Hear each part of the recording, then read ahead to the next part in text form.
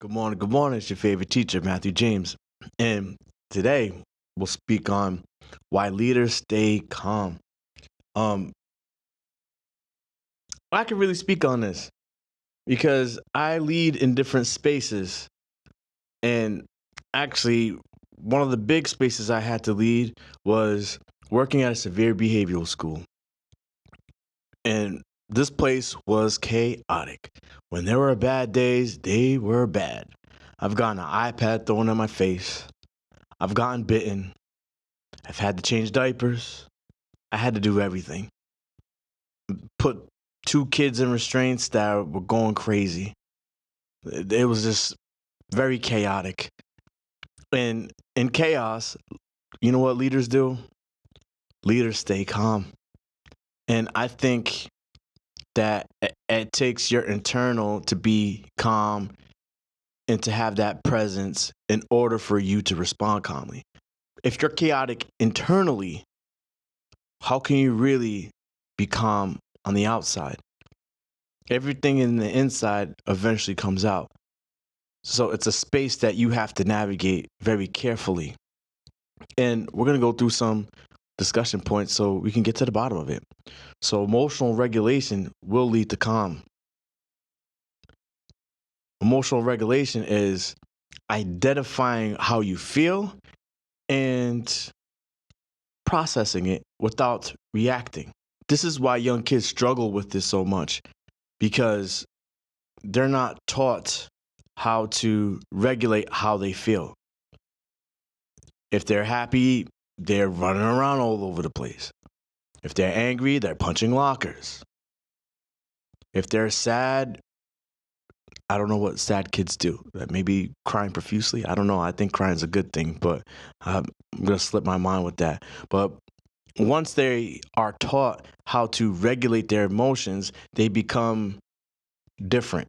They're able to respond rather than react to something.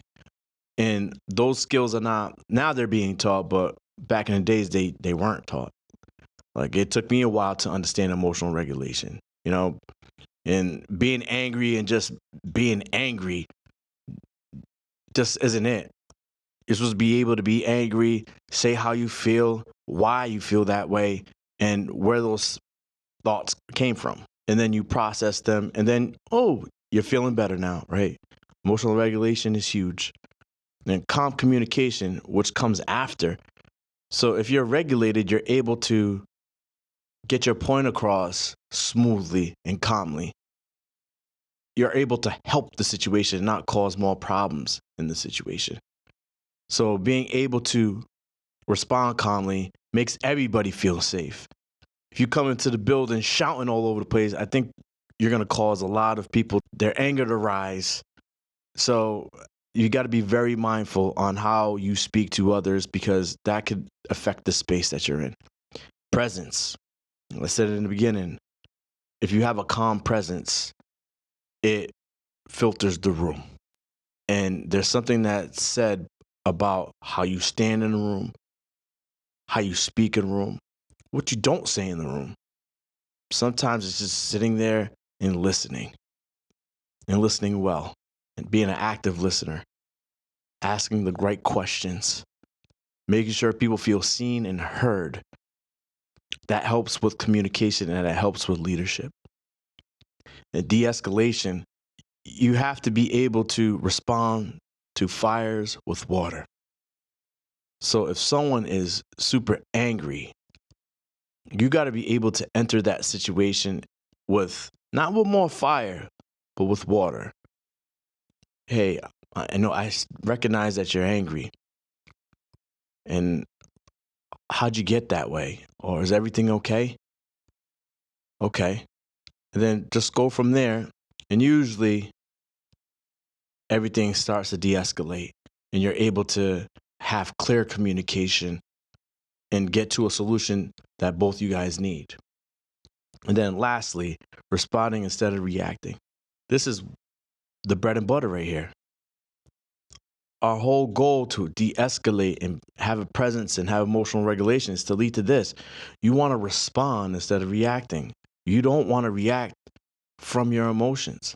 Emotions are a gift for us to understand what's going around with us. We don't want to react. We want to respond with the information we have. If I'm angry, I want to be able to communicate to you that made me angry because of this, that, and the third. I don't want to react by punch you in the face. I don't want to do that. That's not healthy. That's not good for anybody. And plus, you can get arrested after that. We're supposed to be able to communicate what we're feeling and why we're feeling that way, even if the words aren't the best. Sometimes you just got to yell out loud, and that's better than getting physical. Remember, calm leaders create calm environments. Navigate those spaces. And again, I said this last episode, if you need resources, let me know, because to be a calm leader, you need to master these things. And these things can be mastered. You just got to put the work in. So if this message resonated with you, like, comment, and share. Have a great day. Deuces.